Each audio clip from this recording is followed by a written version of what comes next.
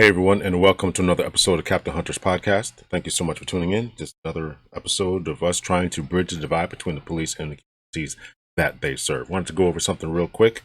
I always say that, but the videos end up being like a half an hour or so long.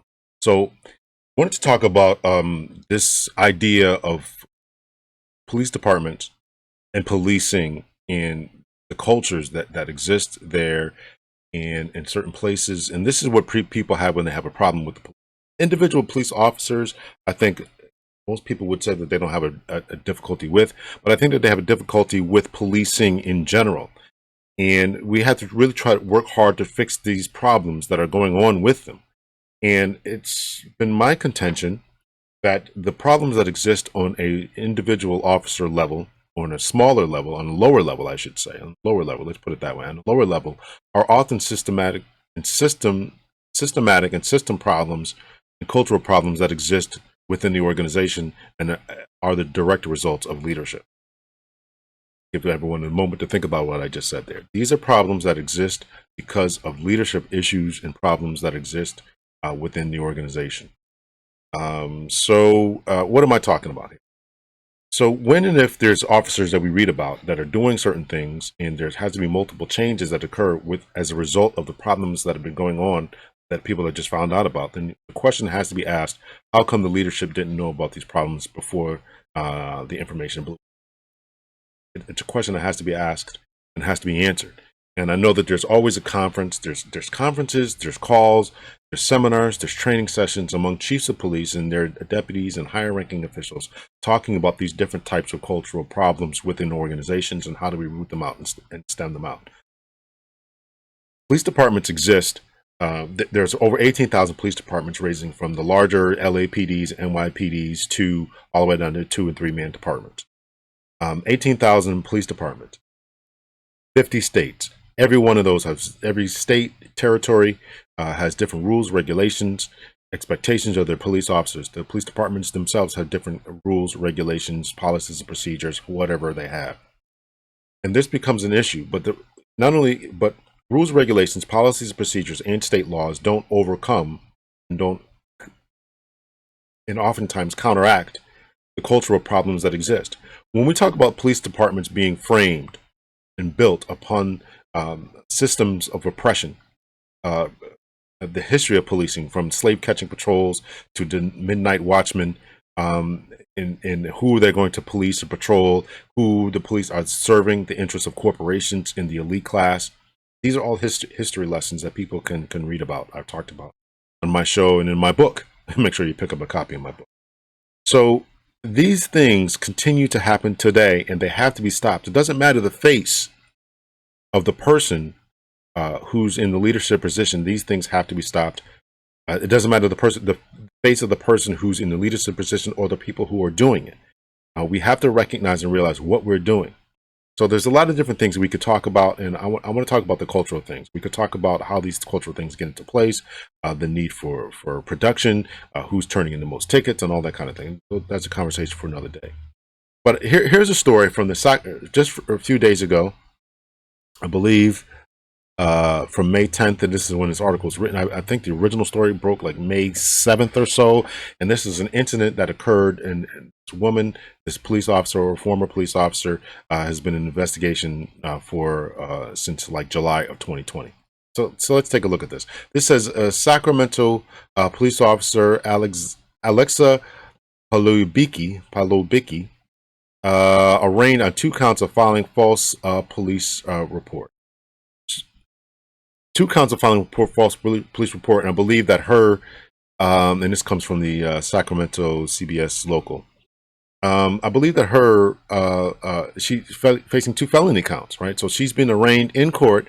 Here's a picture of her, right? Here's a story. I'm not going to press play. It's a 2-minute long story. Here's her picture. She's obviously a person of color herself. I don't know what her ethnicity is. Some sort of Latina or I don't know what a name like Palobicki. Or that could be her husband's last name, but she certainly looks to be a person of color. So it talks. This article goes into how it's a criminal case against Officer Alexa Palobicki centers on enforcement stop made that allegedly caught her on a web of lies. So this woman is going in there reporting lies. Um, you guys can read all this. So I want to scroll down a little bit more here. So I want to get to, if I can close this out here. So it says CBS 13 obtained Sacramento Police internal investigation documents from the enforcement stop Palabicki made, showing she told investigators she and her partner decided to do some proactivity and saw a car registered to a female, but a male was driving, which we felt was odd. So here's what happened. So apparently some type of investigation occurred into her stopping of this particular vehicle. She then tells in her internal affairs investigation. So she went to internal affairs, made a sworn statement or made a statement saying, this is why we stopped the car, because we saw this vehicle we ran the plates. Doesn't say why they ran the plates, although that has not been established as being illegal. There's no court that I know of that has established that police officers running anyone's plates just for the simple fact of running someone's plates is illegal or against rules or regulations. So not that I know, not that I'm aware. So they saw this car that was registered for a female, but a guy's driving it, and they thought that was odd. So that was a reason for the stop. This is what they told internal affairs investigators.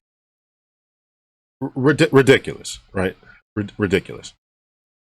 The stop led, so they pulled over a car. The stop led to the discovery of a firearm and an arrest of an African-American man, in which Palabicki police reports showed the probable cause for the enforcement stop was a suspicion of DUI, a claim that Sacramento District Attorney alleges she knowingly lied about.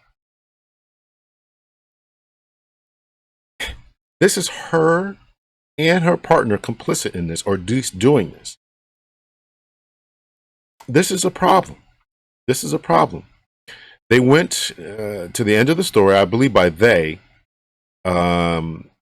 It's not clear. I'm not really clear as to who they meant as they. They went to the end of the story and then rationalized their way backward. That's not the way the Constitution works. Okay, so they is Palabicki and her partner. Apparently, Palabicki is the one who wrote the report, and she's the one who falsified the report. It's not clear as if the partner read the report or agreed with the report or whatever. I'm sure that they're. And just as a sidebar to this, there's numerous other officers, according to the chief's press conference that I saw, that's also online here, saying that other officers are under investigation for this type of thing, right? And they're doing something about it. An internal affair investigation shows Palabicki never filed mandatory reporting documents per the Racial and Identity Profiling Act. Unfortunately, many law enforcement treat black skin as though it's a basis for probable cause for stop and or arrest. And that's wrong, and I think that's what happened here, Harris said. Is the founder of the Law Enforcement Accountability Directive. So that's who, and he's watching this case closely. So that's who Harris is. So he's just a commentator for this Law Enforcement Accountability Directive. And so he's commenting on this, and this is a problem that I think really underpins the public's frustration with law enforcement. These officers are going out there for a variety of reasons, targeting people, pulling people over for ridiculous reasons, and then lying about it. And then you have other officers who are complicit in this.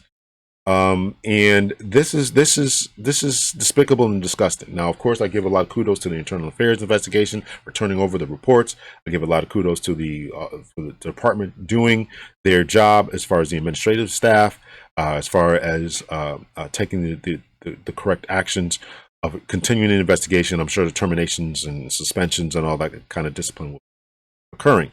However, this is the frustration that people have. And this gives us no confidence when police officers are out there targeting people, running people's license plates for no reasons, pulling people over, lying about it, saying that they see someone who's a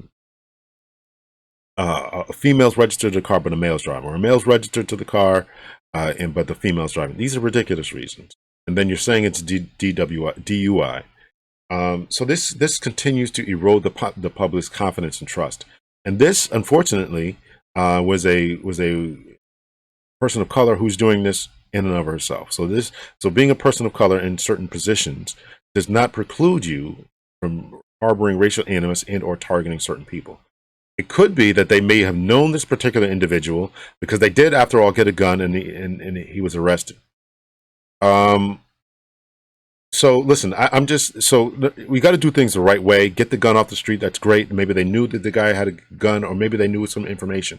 But the fact that they lied in the report and went about it the wrong way is the bigger issue here.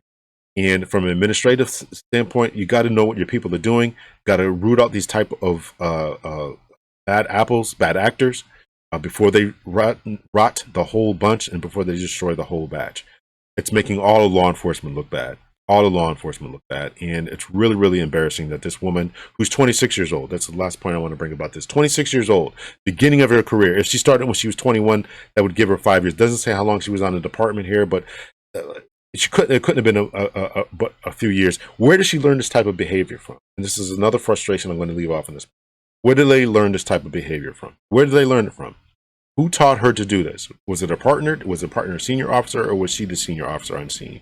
Did she learn this from a senior officer to profile people and to pull them over for no reason, or to make up and tell different stories about what's going on? Those are the types of things that really have to be looked hard and long at by law enforcement command staff and administration officials. Really have to look long and hard at that type of thing and figure out what's going on within your department. Supervisors need to be on top of this type of thing and to look for this type of thing, and really have to root this type of thing out. It's really unfortunate that this 26-year-old woman has now been arrested for 2 felony counts. Law enforcement career is more than likely over.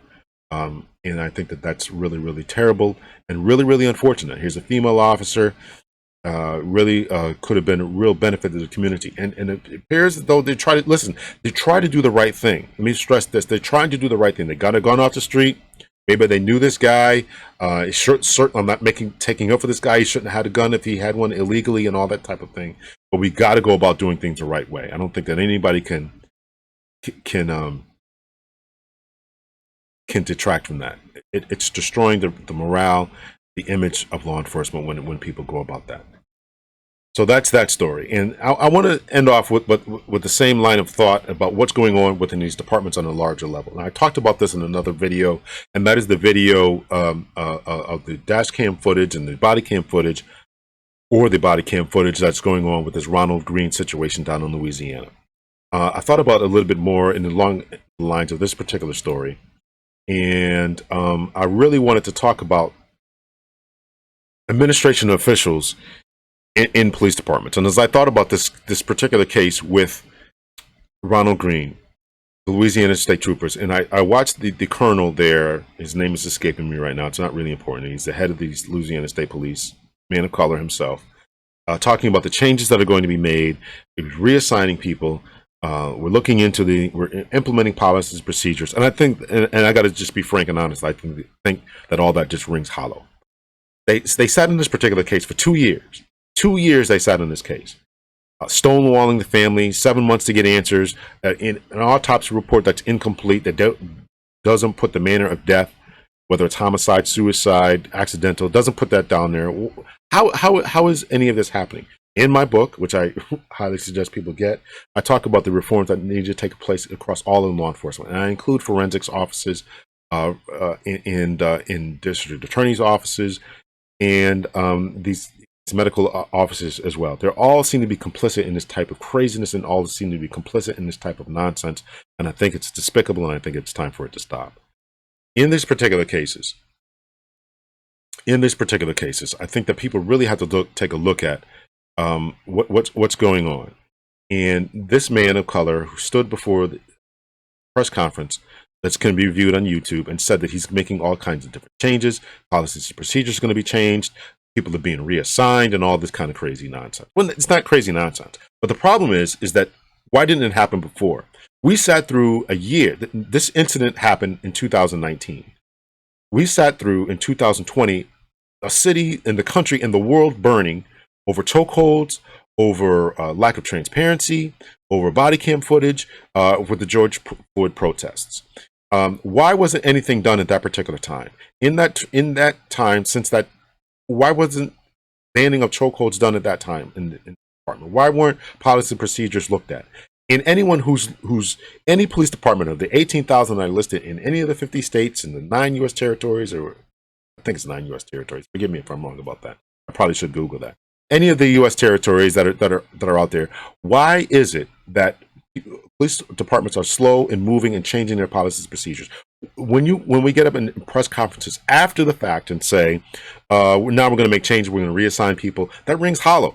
There's time to do it now. If you're an administrator, if you're listening to this, if you're a chief of police, if you're a captain, if you're a commander, you're a deputy chief of police, you should be pushing for these types of reforms now. Get in front of the ball now. That is the problem that people have with law enforcement.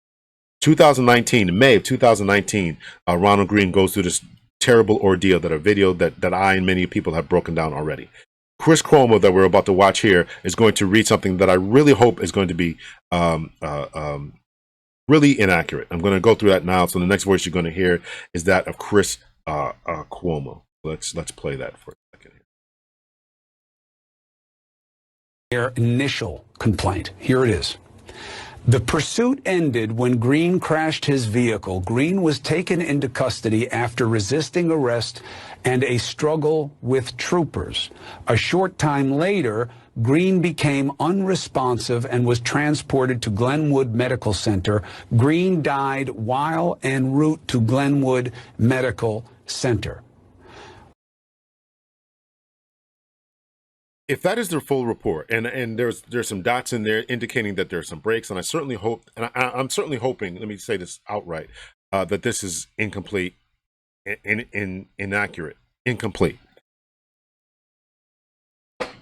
I was a defensive tactics instructor. I've talked about this, and part of that is how to write these different types of reports. That is the most incomplete report I've probably ever read or ever seen read. I would be, as a commander, I would go back to my lieutenants and say, what the heck is up with this? I would expect them to chew out their sergeants and chew out the patrolman who wrote this. That is an unacceptable report. Again, I'm hoping that it's redacted. I'm hoping that it's incomplete. I'm hoping that it's not accurate.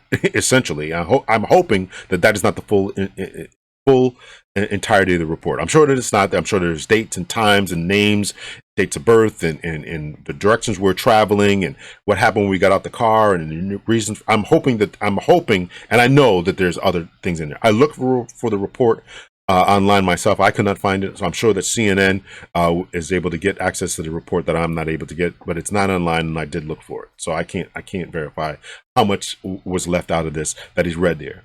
But if this is the full detail of the report, I'm really having a problem with that.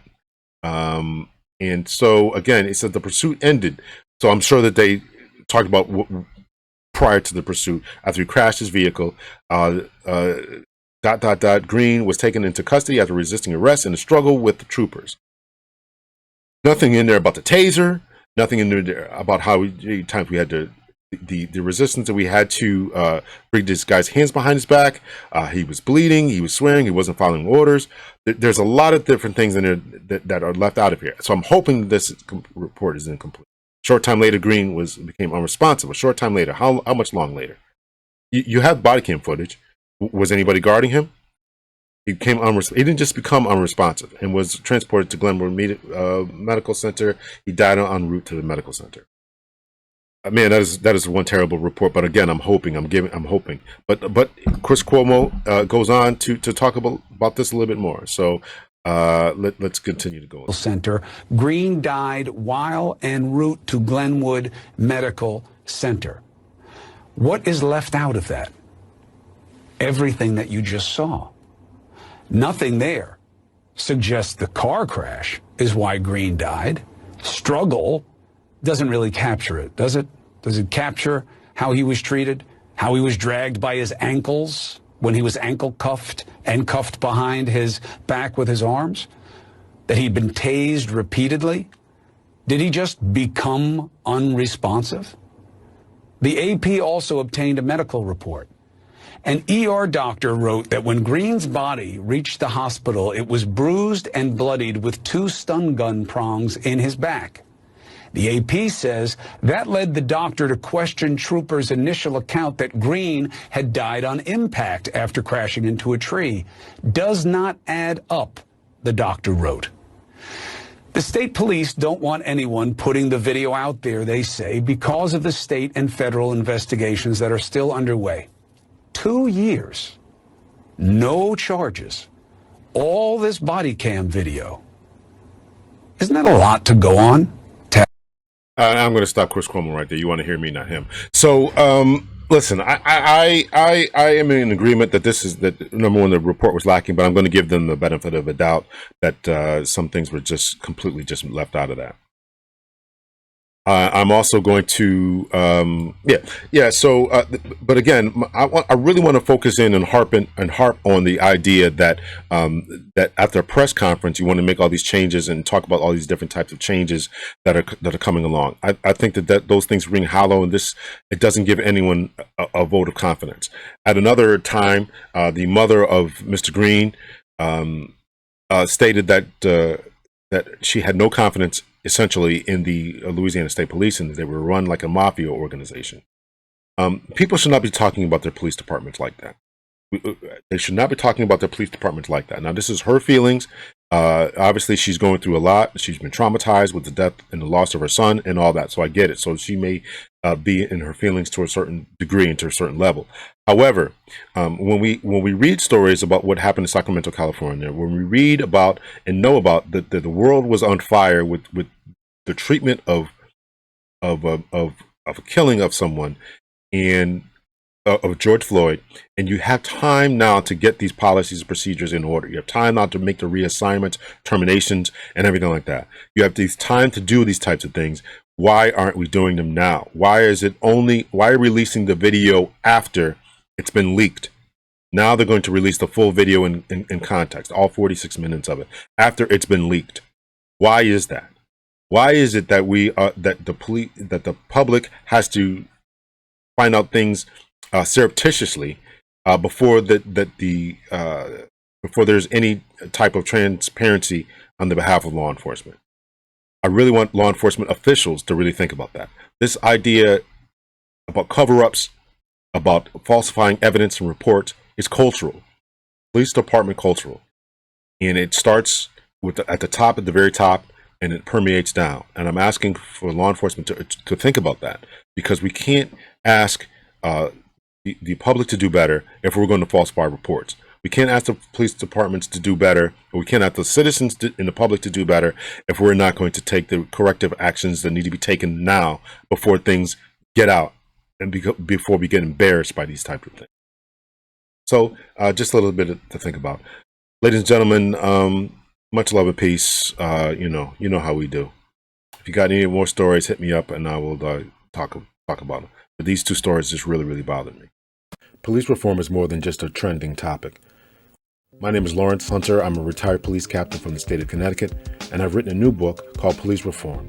And I talk about the evolution of law enforcement here in America and what changes need to be made in order to improve the relationship between the police and the communities that they serve.